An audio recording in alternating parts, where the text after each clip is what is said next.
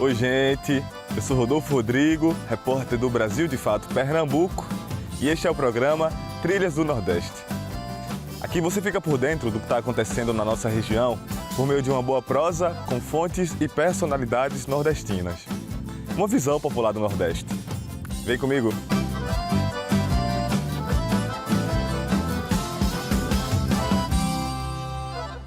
Nas últimas semanas, o debate sobre o direito da mulher ao aborto ganhou novos rumos com um projeto de lei que prevê pena de homicídio simples para o aborto após 22 semanas de gestação. A proposta altera o Código Penal de 1940, que hoje não pune o aborto em caso de estupro e não prevê restrição de tempo para o procedimento nesse caso. A gente vai aprofundar o assunto numa prosa com o diretor do Centro Integrado de Saúde, Amaury de Medeiros, da Universidade de Pernambuco. Também vamos indicar produções audiovisuais que discutem o direito ao aborto e vão te deixar por dentro do assunto. O projeto de lei 1904-24, em tramitação na Câmara dos Deputados, propõe equiparar o aborto realizado após 22 semanas da gestação ao crime de homicídio simples, com uma pena de reclusão de 6 a 20 anos, mesmo em casos de gravidez resultante de estupro. Atualmente, o Código Penal não pune aborto em caso de estupro e quando é necessário para salvar a vida da gestante. O projeto ainda aguarda distribuição às comissões da Câmara Federal, mas poderá ser votado diretamente pelo plenário caso o requerimento de urgência seja aprovado. A gente conversou com o médico Olímpio Moraes, que é diretor do Centro Integrado de Saúde Amaury de Medeiros, da Universidade de Pernambuco, para discutir sobre as complicações que esse projeto de lei pode trazer à vida das mulheres. Confira. Oi, gente! Estamos aqui hoje com o Dr. Olímpio de Moraes para termos um pouco uma discussão sobre essa PL do aborto. Seja bem-vindo ao Trilhas do Nordeste, doutor. Boa tarde, ou bom dia, boa noite, dependendo da hora que vocês estão assistindo, que hoje com a mídia não sabe, a gente grava, né, Rodolfo? E não sabe a hora que vocês vão assistir. Mas é um prazer estar aqui com o Rodolfo para conversar sobre a PL, que parece que estamos conseguindo tirar essa ideia tenebrosa da cabeça desses deputados que tentaram encaminhar essa PL. Doutor Olímpio, eu quero começar entendendo, né, quais são os retrocessos que o projeto de lei 1904-2024 representa para a vida das mulheres e para a saúde delas. Você sabe, Rodolfo, que um corpo de uma menina de 10, 11, 12, 13 anos não é um corpo preparado para parir. Criança não pode ser mãe, não é mãe. Ela tem um risco, a principal causa de morte materna nessa faixa etária são as complicações da gravidez. E a segunda causa é o suicídio levado devido à violência. A criança de 10 a 14 anos, ela não morre de câncer, ela não morre de infarto, ela não morre de acidente de carro, nem de, assim, estou falando mulheres, né? Nem de bala, nem de tiro. Ela morre dessas complicações. Então, se tem políticos, se tem uma bancada religiosa preocupada com isso, ele devia estar ao contrário. Trabalhar o que a ciência diz a respeito, Rodolfo. O que é a ciência diz a respeito?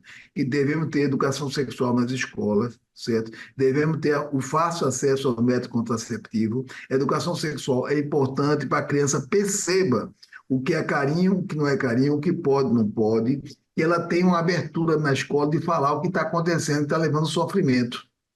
E quando descobrir que tem aborto, esses políticos deviam estar tentando ter verba, emenda parlamentar, ou estimular que no seu município tem um serviço de atendimento à mulher vítima de violência.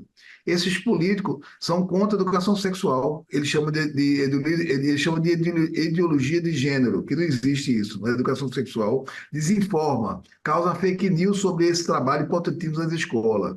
E depois, assim, obstrui o acesso ao método contraceptivo e também são contra a assistência ao abortamento, em todas as circunstâncias, tá certo? Então é terrível. Doutor, há um contexto ainda que é muito mais preocupante, né, com mulheres e meninas vítimas de violência sexual. De acordo com a sua experiência como médico, qual é a realidade da maioria das mulheres que hoje buscam e necessitam a garantia do direito ao aborto? No caso de estupro, é bem sabido que 70% a 80% são adolescentes, né? E pasme, a maior parte menor de 14 anos. Existe estupro com 8 anos, Rodolfo. com 7, com 6, com todas as idades, né? Que é uma coisa terrível. Mas só uma ponta aparece quando engravida. A gente só percebe muitas vezes quando tem a gravidez, porque a gente acredita, Rodolfo, devido a esse problema, que é um problema dentro de uma família, que muitas vezes na nossa cultura existe uma cultura de culpabilizar as mulheres, de ela não saber como procurar ajuda. A gente acredita que, embora os anuários registrados oficialmente cheguem em torno de 70 mil, mas a gente acredita que pode ser 10 vezes maior, um pouco mais, podendo chegar a 800 mil estupros, certo? E a gente acredita que desses estupros, 5% das mulheres podem engravidar, porque muitas vezes o estupro não é isolado, ele é sequencial, ele é por vários dias, vários meses ou anos, certo? Então é muito grave, e são crianças e adolescentes mais graves. Caso essa PL do aborto fosse aprovada, né? Qual seria o procedimento hoje se uma menina chegasse no hospital público à procura de um atendimento para o aborto? Como é que ela seria atendida? Qual seria a orientação?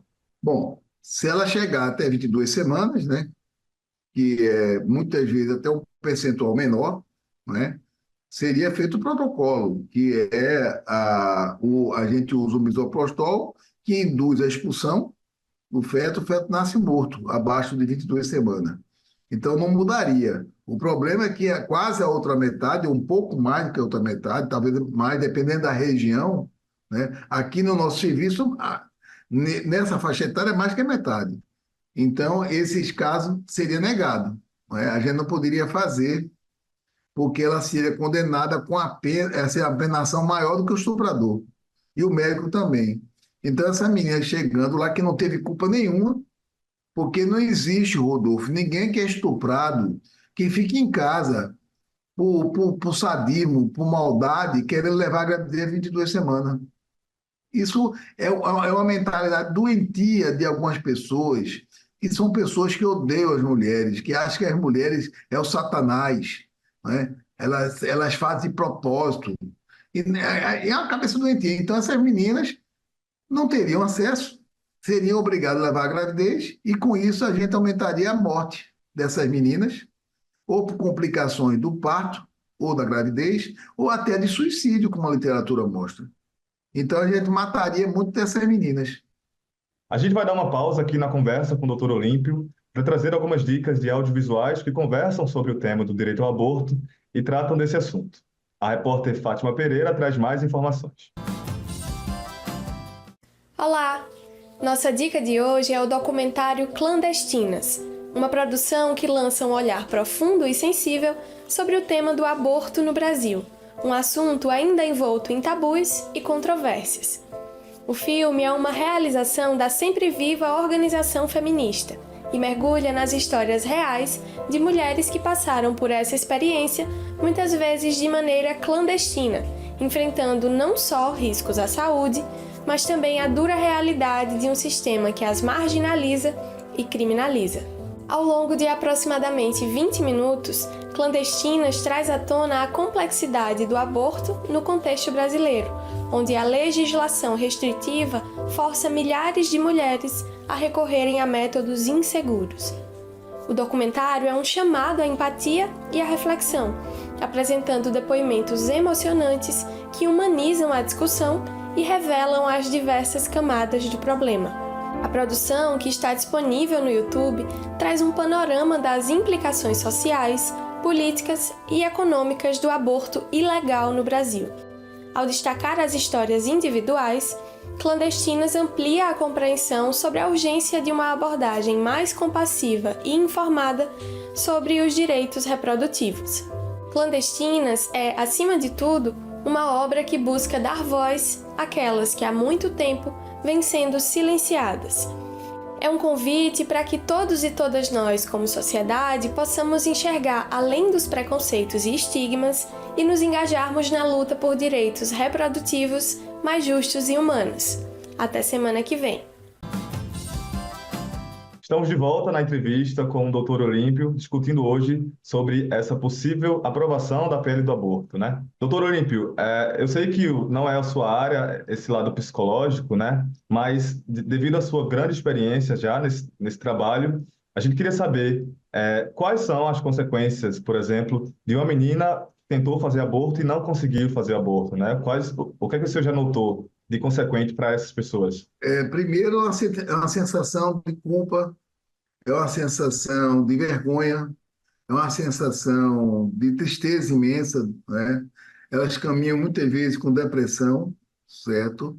Elas caminham muitas vezes com abandono da escola, não é? Ela caminha muitas vezes com disfunções sexuais, né? Ela termina atribuindo o sexo a uma violência, e isso causa um dano psicológico no lado afetivo sexual dela, né? Então, aumento de consumo de drogas ilícitas e ilícitas, como alcoolismo e outras drogas.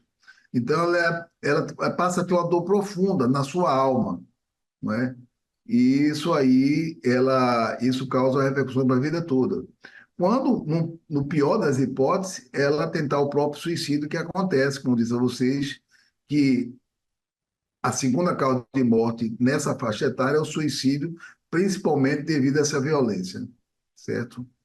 Então, são sequelas que podem, Rodolfo, ficar para o resto da vida, destruir a vida dela. Quando você, estou dizendo assim, quando você age de forma correta, de acordo com a evidência científica, você pode diminuir esse sofrimento, você dá uma assistência baseada em evidência, e fazer com que essa criança, essa menina, tenha uma nova chance de sobrevida, uma nova chance de ter uma vida nova, de apagar o que aconteceu e dali em diante ter outra vida. Se você não faz isso, se a gravidez continua, você está perpetuando, tá, esse sofrimento, quem sabe, para o resto da vida. Doutor Olímpio, a gente queria saber como é para o senhor, que é um médico que atua na saúde pública há algum tempo, né? Volta e meia ter que defender uma pauta como essa, que seria o básico, o trivial, o direito de escolha das mulheres. Eu acho que esses movimentos estão mais organizados, né? Assim, em termos de política, né? Ter representação política, mas sempre teve. Mas é muito triste, porque não é baseado numa coisa racional, tá entendendo, Rodolfo? É baseado em conceitos errados, de ódio. Porque é outra coisa, né? Eu não estou discutindo religião. Não, tudo bem, estupro ou o aborto é pecado. Eu não estou dizendo que não seja. Mas é diferente querer prender as mulheres. É diferente querer matar as mulheres. Entendendo?